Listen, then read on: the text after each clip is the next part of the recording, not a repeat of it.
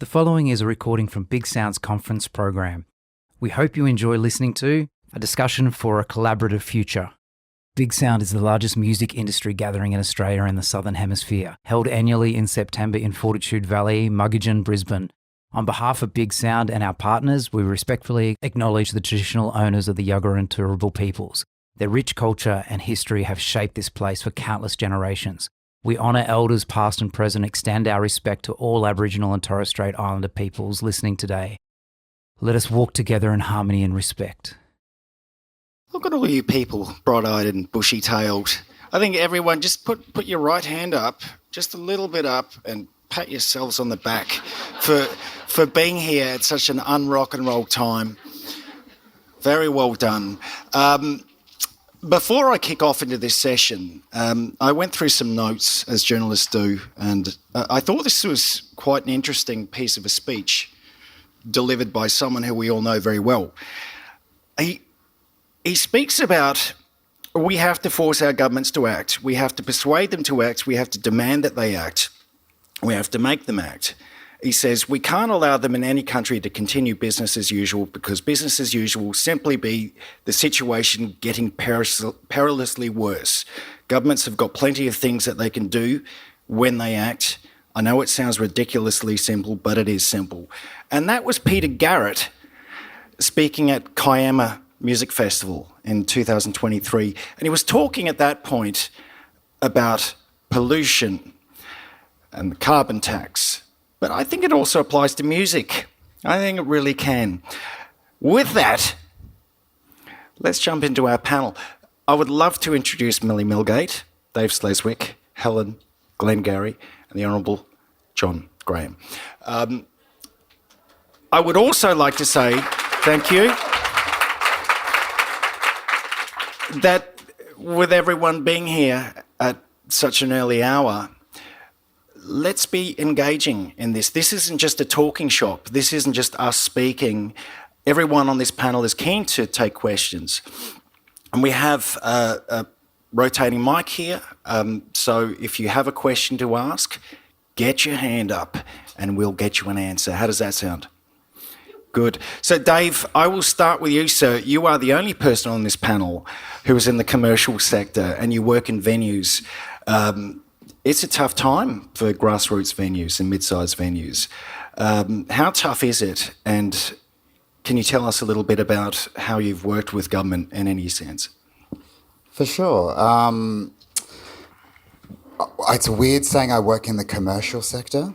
I work in the music industry and the arts industry, and it is sometimes commercial and it's sometimes not commercial. But it is nice to be sitting here kind of representing, someone who's out there on the ground trying to make things happen.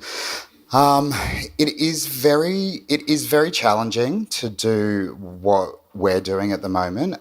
For a bit of background, I run the Tivoli Group, which is, we have the Tivoli Theatre here and the Princess Theatre, a 1,500 capacity venue and a 950 capacity venue in Brisbane.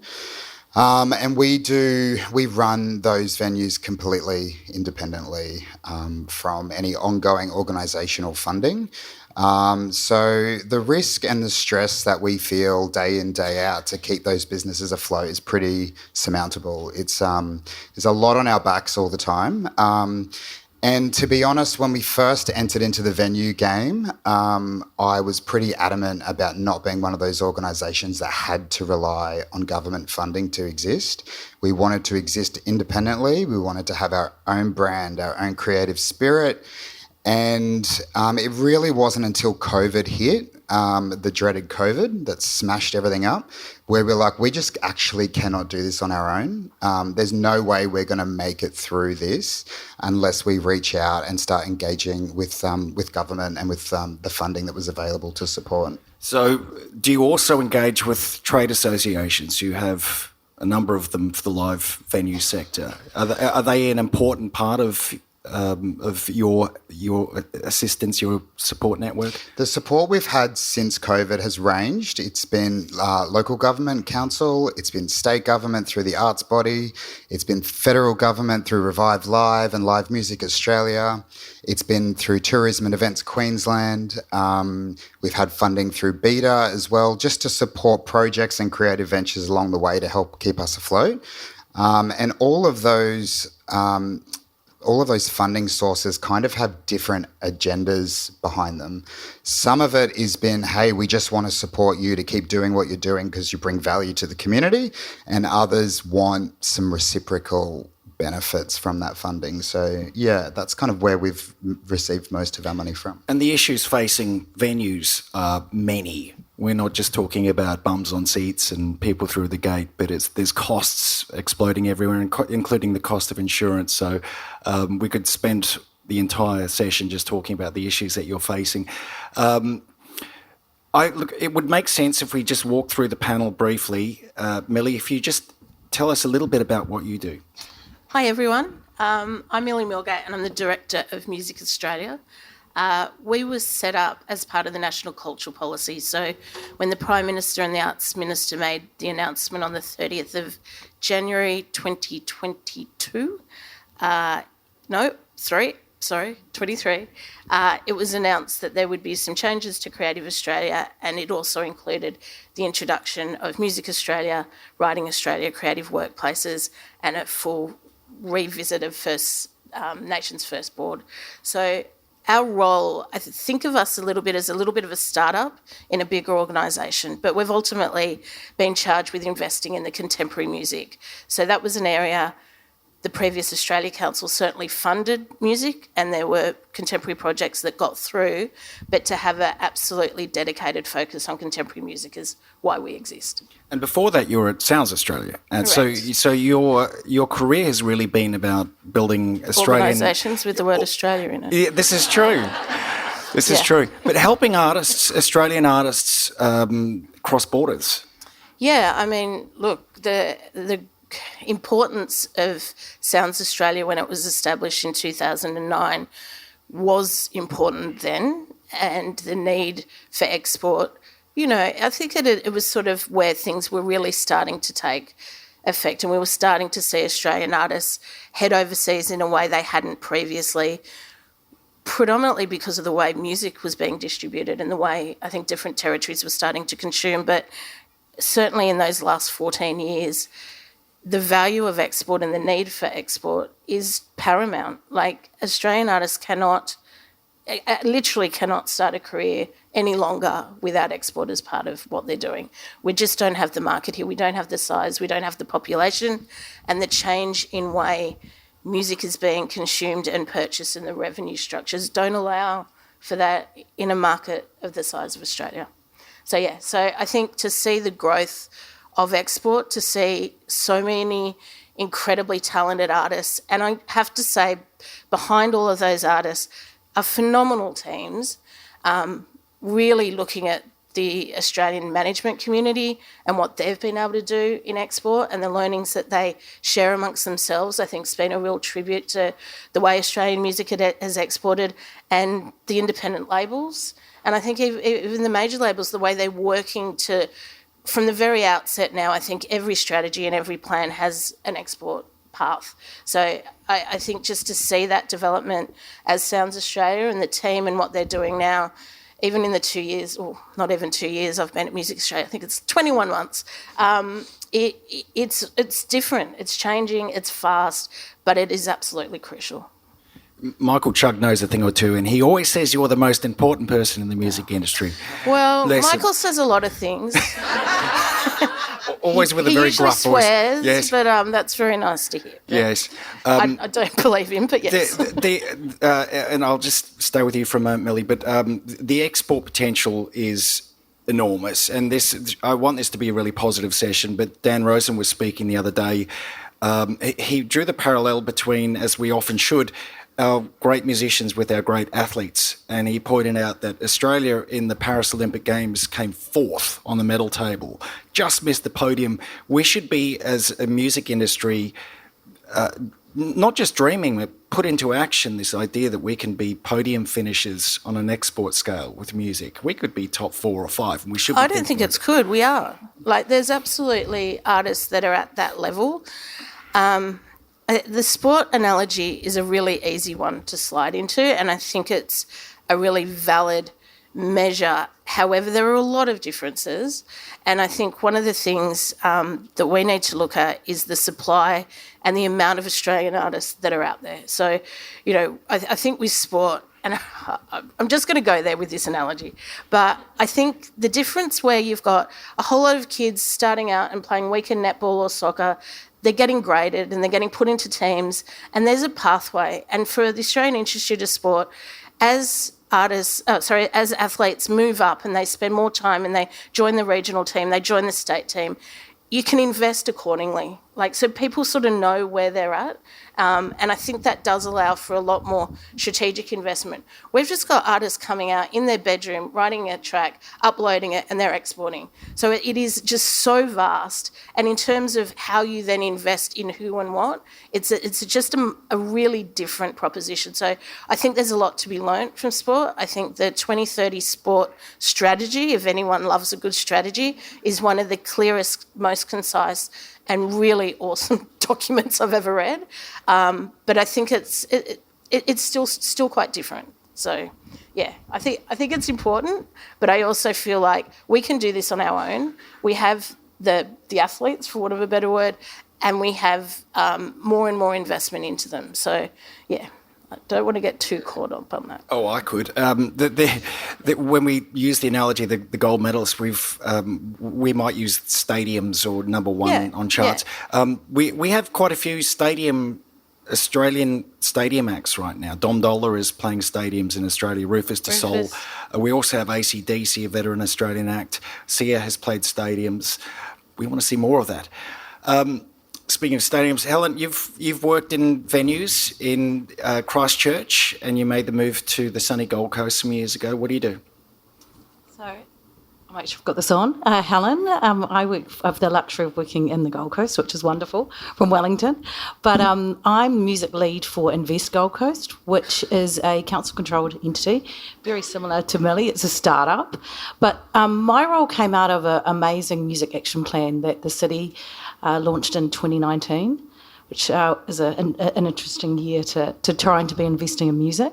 But they had some amazing programs with to Jolt, which was about getting skills up, lead, and unlock things. And the unlock was about unlocking frameworks and just looking at the 4 parts of government that you could really sort of get invigorate an industry that had been pretty successful up till when we started building a lot in the city, and a lot of our venues in the 90s happened in a lot of places around the world, obviously got torn down, but we'd been investing from a tourism perspective and a music tourism perspective prior to that, and Zach's here from Experience Gold Coast and does wonderful things like Blues on Broadbeach and Groundwater and the really significant events. We also have a Gold Coast Music Awards, which is something that's really unique to our city as well. So there's been great grassroots and establishments of artists, but now we're starting to look at, thanks to 2032, the Olympics, we have got an arena that's on the cards, and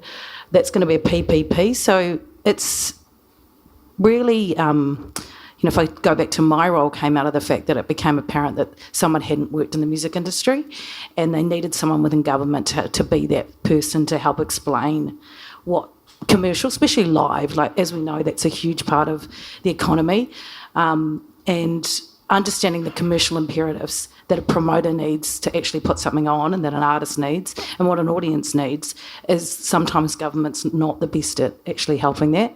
The screen industry has done it really well. And the Gold Coast is actually free to do anything if you want to use our parks to make a film.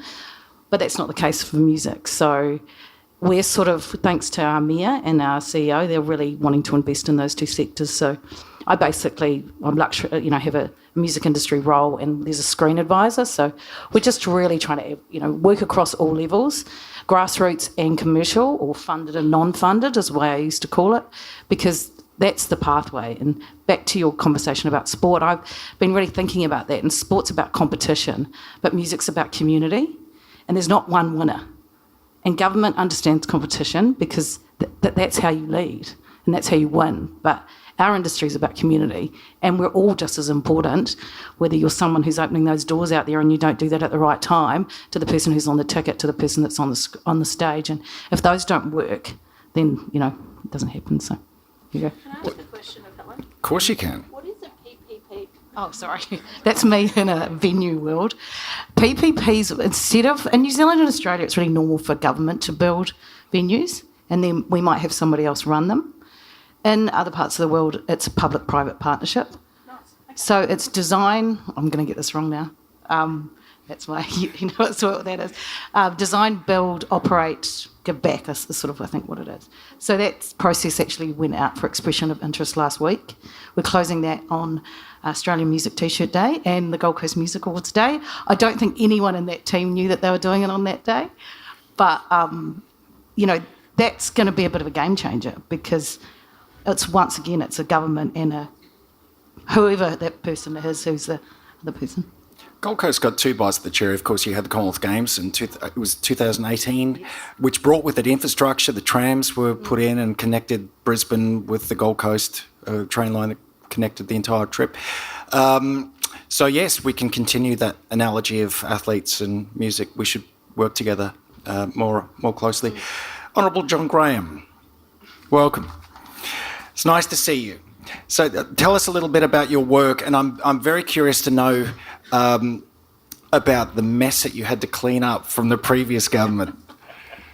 No, sure. Well, it's a delight to be here back at Big Sound. Look, really, in order to explain how it is that I'm the Minister for Music in New South Wales, really I'd come to it as a music fan, already worried about losing venues in Sydney, just seeing venues I loved closing their doors. The fact the lockouts were introduced was devastating to our music ecosystem. So before I was in Parliament, that had been my concern. When I ended up in Parliament, one thing was really clear, that the world of politics and the world of music were a long way apart. They didn't really relate at all in Sydney. And that was something that we've set about changing together, working closely with the music industry. And look, music is a heavily regulated industry. Politics does have a lot of interventions in music, even before it was supporting and funding, and that was especially true in New South Wales. Not only did you have the lockouts, you had government telling venues when to close, telling some venues they could only play jazz music, telling them they couldn't have a bass guitar on stage, telling them they couldn't hang a mirror ball. They had to take that down because it might lead to dancing. These were all the true story. I grew up in Brisbane, and this sounds like a nightmare. But these are all active interventions from government constraining this industry, a heavily regulated industry really, but then there was no discussion between the music sector and the world of politics. Music didn't see politics as a legitimate place to go and ask for support, but politics didn't see music as a political issue, and that's absolutely not true. It is about community.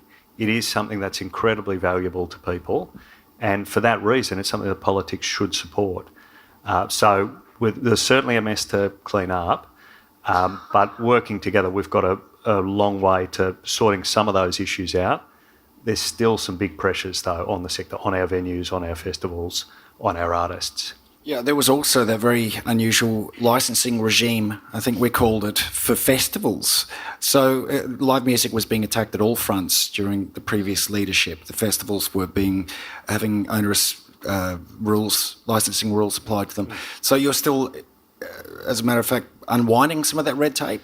Yeah, well, look, there was a moment there where there really was a war on music. That was how it felt as a music fan or for the music sector. And that included a very direct attack on our festivals.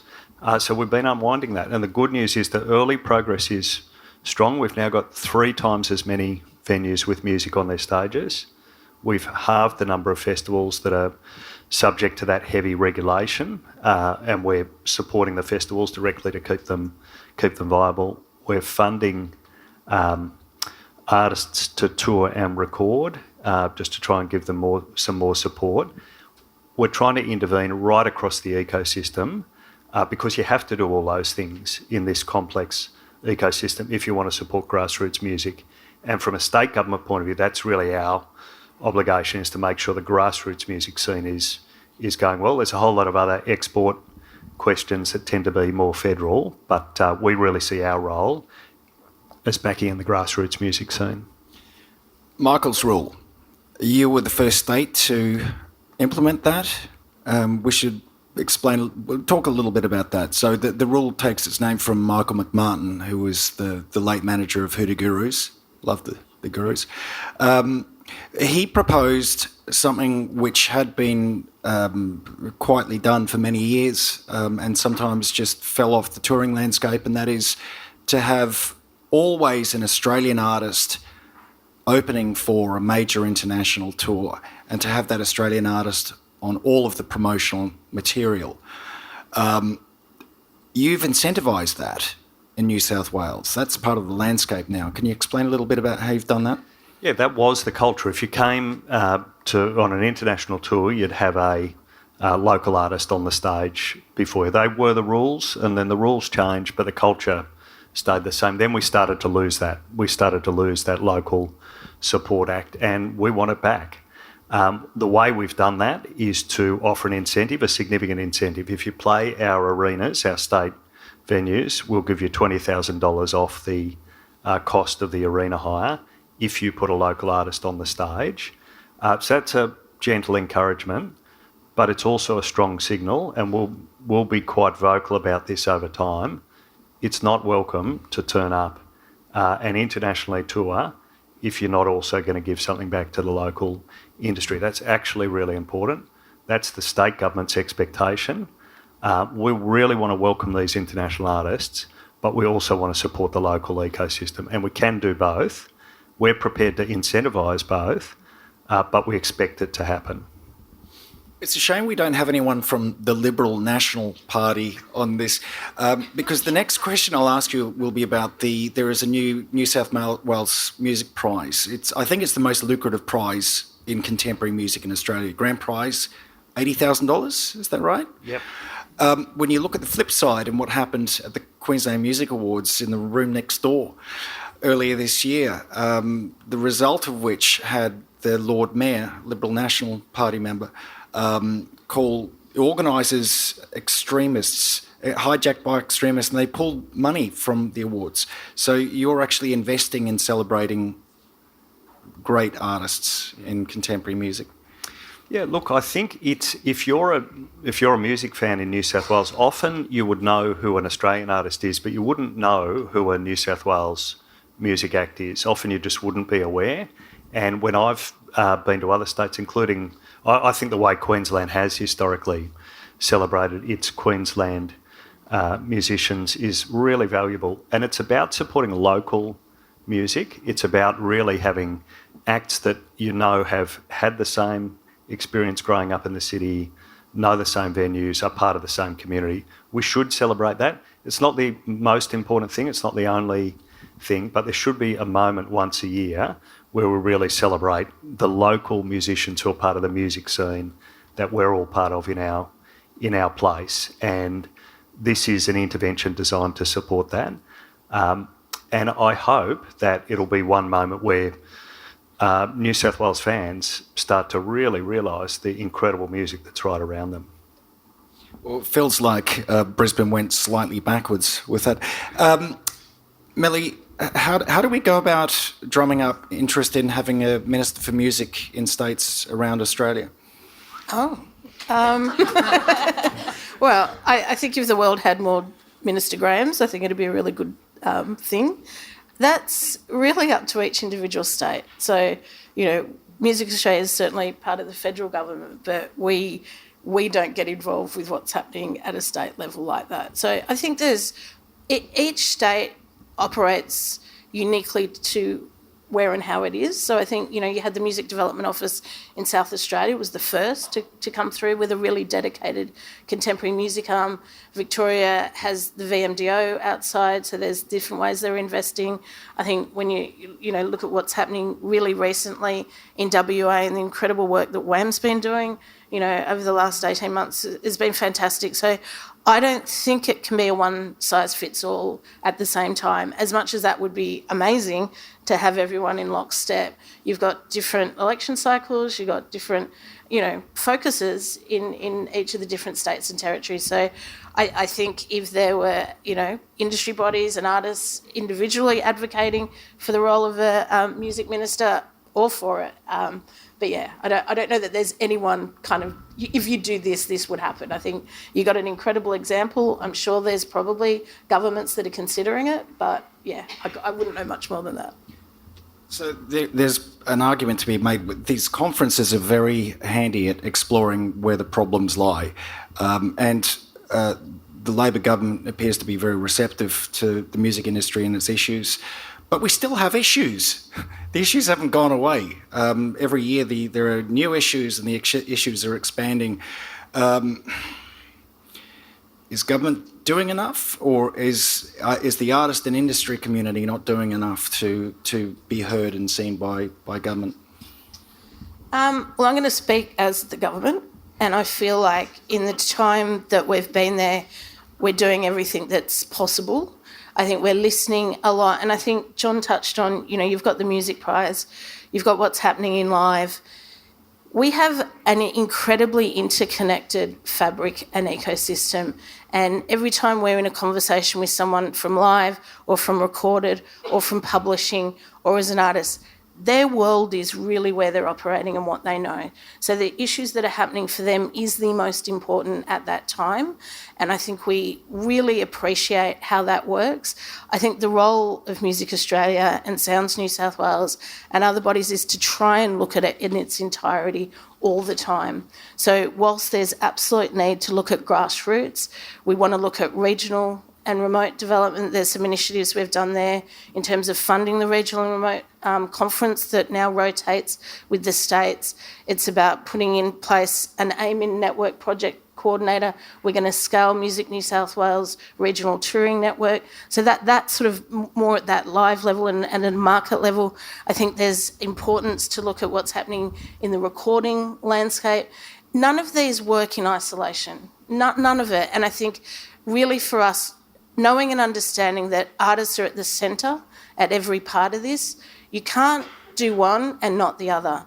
We're not Indie Music Australia. We're going to look at initiatives that absolutely are going to work with artists that are coming through the best of the best. The ARIA collab that we do very deliberately is about bringing in international producers to work with Australian artists, and where can they go? We're looking at songwriting initiatives in schools.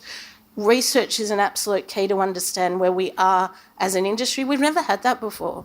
We've never known what our numbers are. We've never known the baseline. So that report was really key to understand what are all the different subsectors doing, but what are we worth as an industry? I know you mentioned you've got local, and I'm very pleased to hear that the numbers were in synergy at a local and federal level, but that's a first. We can now measure against that. So I kind of remember where you began. Are we doing enough? Look, we're doing what we can with what we've got. I don't think there's ever been more committed money to the contemporary music sector than ever before. I think you've got people in different states that are so passionate and so believe in the area that they're working. And I also truly have to believe we're trying to work together. And I think there's a real positivity with different industry organisations, whether they're representing the publishers or the venues or the recorded sector. Again, you're coming with different agendas, but there's so much commonality that we can work together on. I feel like I'm on a soapbox here, Lars. Sorry, you got me really going. Don't stop. This is the good stuff. Look, we could always have more money, and I think having the stats, having the research, having the understanding of where the money needs to go is absolutely, everyone's going to be able to say that. But I think for where we are, we've got something that we can do something with. And that, doing the economic data is a really new thing to do in the music industry. And the fact that it's there now and it can be measured, you can see where the jobs are, you can see where the money is, and you can see where it's going. So it's becoming clearer who's creating the music and who's making the money. And that's going to make it easier when we look at funding and different things. So I think, it's such a great initiative from Music Australia. That's a very good point. Controversial question. Is there a tipping point where too much investment is problematic? I do have thoughts on this. I don't think you could ever have too much, because I could definitely think of ways to spend it. What I think can be an issue is if everything's subsidised. I think that can be really problematic. And I think if we're looking at, a thriving commercial sector, again, there are so many clever people doing really great things. They know what they're doing. Often it just needs a little bit of investment sprinkle and they'll be away. So the majority of Music Australia funded programs are co-investment and what we refer to as match funding. And I think it's important that whether it's the individual artists, whether it's the organisation or the labels, have skin in the game. I think it keeps the entrepreneur spirit there. I think it keeps it scrappy. And I do think I've seen occasions in other countries where there is just endless funding, and I don't think it makes the system as strong. So that would be my response to that one. Do you think there can ever be too much funding? I don't. I think there can never be too much funding. I think it's just about where it goes and what the intention is behind the spending, whether it's the intention is coming in to actually get underneath the industry and support the industry, or whether the intention is to fulfill other objectives. And I think a lot about this in the world of tourism and music tourism, and how there's this whole other side of funding that is coming about through the music industry, which is through all of our tourism bodies, which in one way I think is really exciting, and it's another platform to keep doing more. But on another side, it's also there's huge amounts of agendas that go behind that money, which is about getting travel and getting people crossing borders and putting exclusivities on artists and locking things in. And I have question marks around where the money's coming from and what it's going to, and how much of it is in that space as well. And that's a tricky one, isn't it? Because the last thing you want to say to tourism entities is, please don't use music as a driver. You absolutely want them doing that. So it's, how does it work with the sector? How does it work with existing promoters, existing events, and again, bolster it? One of the things for Music Australia is, I came into the role, it wasn't about setting up a new Artist Managers Association. It wasn't about setting up so many brand new things. It's all there. Just find out who's doing the good thing and just invest in them to do it. And I think there could be learnings there for tourism. It's already happening. Just amplify it and give it the resources to do ultimately what it intends to do, which is heads on beds. But use the existing infrastructure and the really passionate, clever people behind that. So we're warmed up now. Well done. Sorry, Mark. No. Love to see it. So now that we're warmed up, I want the audience to participate. It's not just a talking shop here. So, look, we have questions here. This is fantastic. Roving mic is coming to you. Just here. Hi, Bronwyn from SACSA, Service and Creative Skills Australia, Jobs and Skills Council for the Arts.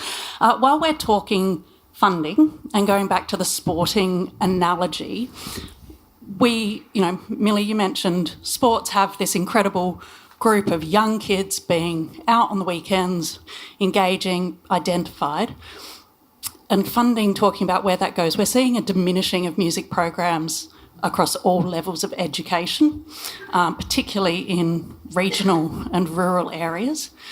What can we do to ensure that we get that groundswell of kids who are engaging not just in instrumental music education, but broad engagement with music, so that we've got those audiences, we've got those promoters, we've got all the jobs that need to be done coming through the education system? Do you want to go first? Thank you. Look, to me, music education is up there with, you don't want to pick the top 3 challenges, but it is absolutely up there, along with probably AI and audience development. But I think the music education piece it's been chipped away for so long, and now it's we're in a lot of trouble with what's coming through. And I think it's not just the pathway for the budding and potential songwriter and artists. It's also those that want to work or have a career in music, but it's also the audiences. That is a key part of audience development from kindy through to feel the joy of music, to understand what it means and to have it sort of part of their lives as they grow up. And as we lose that music education, we've got a really big problem coming. So it's definitely part of the culture policy for Music Australia.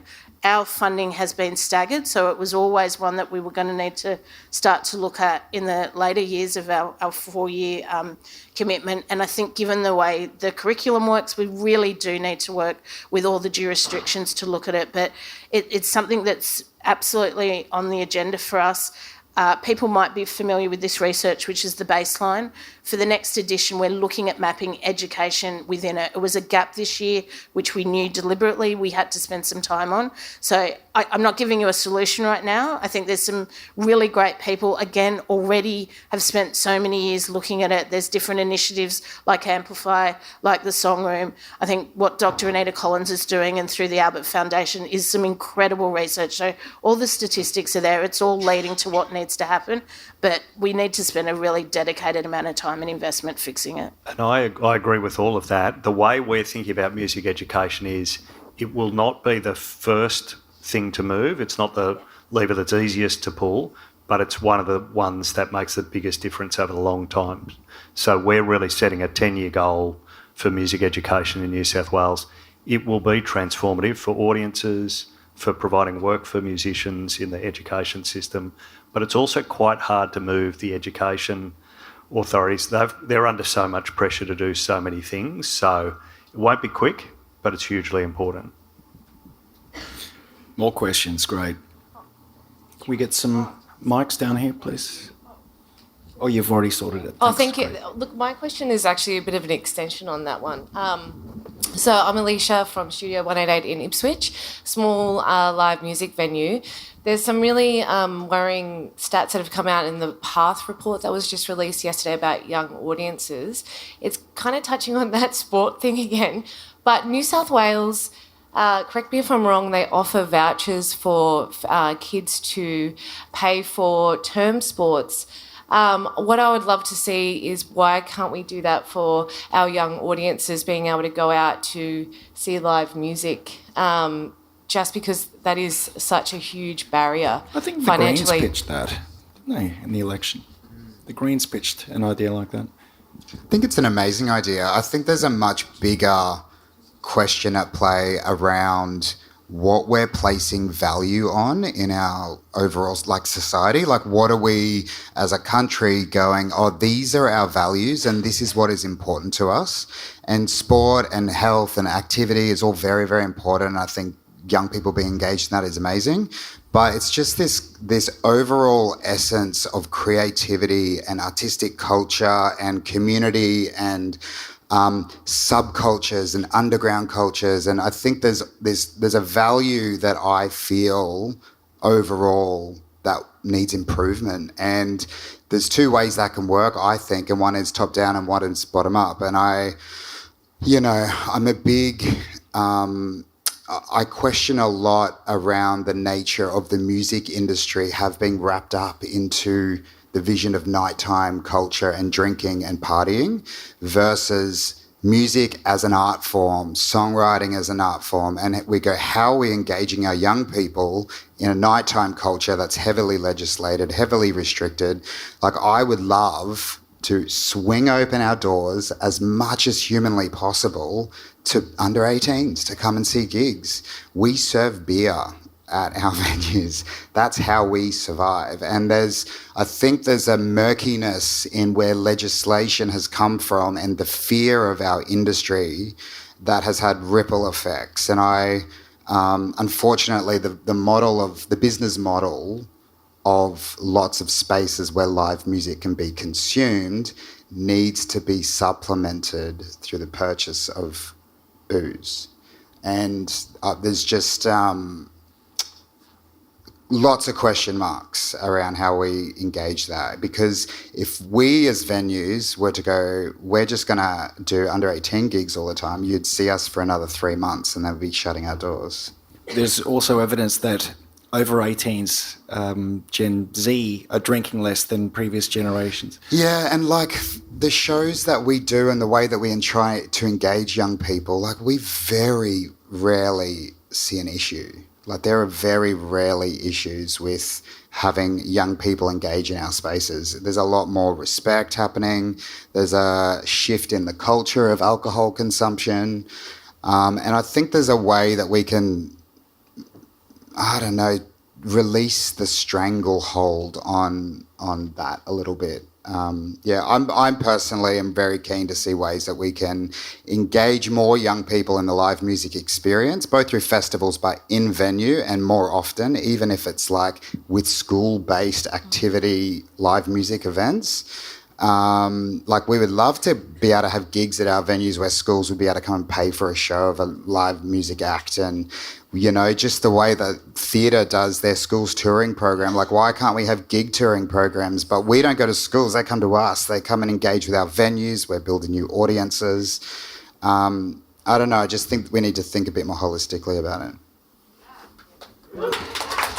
And I just add to that, I think there's a gap going around with school and education, like careers advisors, being able to understand what you can and can't do, and understanding that it's, you know, there's so many different ways you can work in the music industry or the screen industry, and it's about the people on the sound desk and those sorts of things. And we've been looking at, and I've been working with Karen, who's here, but there's a skills sort of working group, and it's about, you know, looking at how screen producers get incentives, but then they've got to put back training as part of that money, and they don't get the money until they do that. So that's the cyclical, is if we're going to pay big money, you've got to actually upskill the people while you're here. Slightly easier on a film set, but, you know, it's just interesting models to sort of keep thinking about and align ourselves to that are getting success from government, because that's actually how we're going to keep moving forward collectively.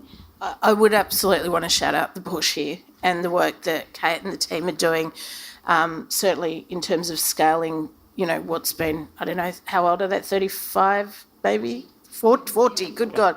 Oh, I don't even know who's over there. Is that a Chrissy Vincent? Is that the chair? Yep, nice. But, you know, really stalwart organisation for Victoria for such a long time. It was really important. One of the first things we did was bring them in as a delivery partner for Music Australia and start to scale. My understanding is they've now just done 4 career expos, in South Australia, Queensland, New South Wales, Victoria, and I think, you know, there was thousands of kids like registered, and that kind of work needs to keep happening. You know, we need more of that. I think they just released some more research on, and I think this is probably the research you're referring to, on young people, but of really looking at that voucher model, looking at other all ages, looking at other spaces. But yeah, it's really key, so more of that. And just briefly from mine, look, the idea of increasing audiences is so important. We've got to look at supporting the whole ecosystem, but one thing we can really do is have more fans into venues, into festivals. And when we looked at it, actually being more relaxed about all ages is the quickest, easiest way to do that. We've had the worst all ages approach, the toughest approach in New South Wales, and we're keen to really flip that round and work out ways to work with our best venues and festivals to make music much more accessible. Are there any venues in Australia that lets under like club pub level? You know, in the States you get your straight edge kind of cross, and you can go in as a, I don't know, for maybe 16. South, yeah. We do. Okay. There's clauses. There's Yeah. always like fine print on your licenses. Yeah. But it's just mitigating risk and making sure at the priority is that everybody is safe. But there are ways in which we can have licensed all ages shows in our venues. And we do that as much as we can, but we do it on a case-by-case basis where we go, this is a show where that's appropriate. There are obviously shows that aren't appropriate. And, you know, we make a call on that each time. Sounds like something we need to do more of. Do we have time for one more question? I think one more question, and then we have to wrap this thing up. There was a hand up here. Oh, all right, take your pick. Hi, this isn't... my name's Tracy. I'm an aspiring music industry professional. I didn't so much have a question, but more of an observation as a career student of the music industry.